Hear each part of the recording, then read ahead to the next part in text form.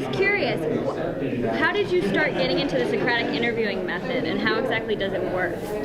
Well, ever since I was a kid, I noticed that when a person contradicts themselves, they're necessarily mistaken.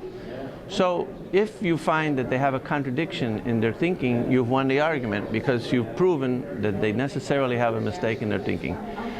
But it wasn't until I went to college and I saw that Socrates did this on in a more systematic way that I said, wow, this Socrates, he's really cool. Look how he starts with these questions, and then all of a sudden these guys find that they're contradicting themselves and their position is totally different than where it started.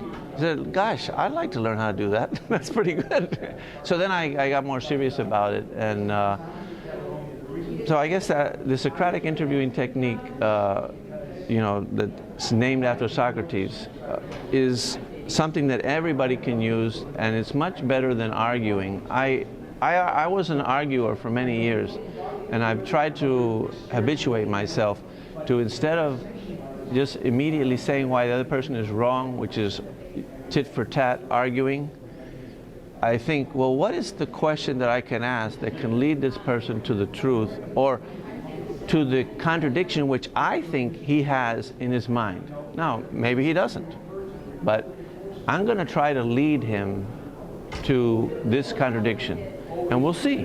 And by the way, it's good for him to do the same thing with me.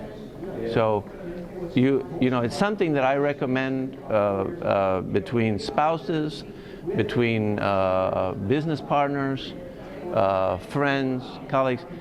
Expose yourself to, having your thinking examined by somebody who disagrees. Not by somebody who's just going to, agree with everything. No. And see if they can lead you to a contradiction in your thinking. Because if you have a contradiction in your thinking, you necessarily have a mistake, and they've done you a favor. So that's the essence of it.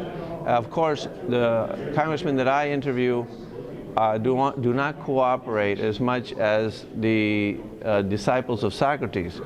It's a little bit harder for me than it was for Socrates. But it's also more exciting and more dramatic and maybe more important, because these people are making the laws that we have to live by. If they have mistakes in their thinking, we're the ones who suffer. So I feel like I'm doing a good turn to society in general and making my contribution to the world. No, I agree. You have some really great interviews. Some of them seem very frustrating, though, because, like you mentioned, a lot of the congressmen don't like being kind of pinned in a corner when they're contradicting themselves. But do you have any interviews that you've done that you really enjoyed, that were your favorite, where you actually got something out of them without them being too angry at you? Absolutely. For example, and these interviews are a good test of character, because if you reveal a contradiction in a person's thinking and they start to throw things at you, get angry, start to threaten you, they have rotten character. But like I interviewed a lady here in the conference, and I revealed a contradiction in her thinking, and she really reacted positively. She said, wow, this was very interesting. And I need to go see her and compliment her and tell her what great character she has, because this is a great character test. Yeah. Let me tell you, 9 out of 10 people get angry or bothered or whatever, but she didn't at all. And her name's Noelle. I forgot her last name. Novik or Kavik or something. She wrote a book called Branding America. Anyway. So I do interview people that admit that they're mistaken, they don't get angry, and we get along fine. And by the way, that's my optimum interview, that I can reveal the contradiction in their thinking, but we remain friends, and it's not personal, and we're just speaking the truth. Great. I noticed you've done a lot here at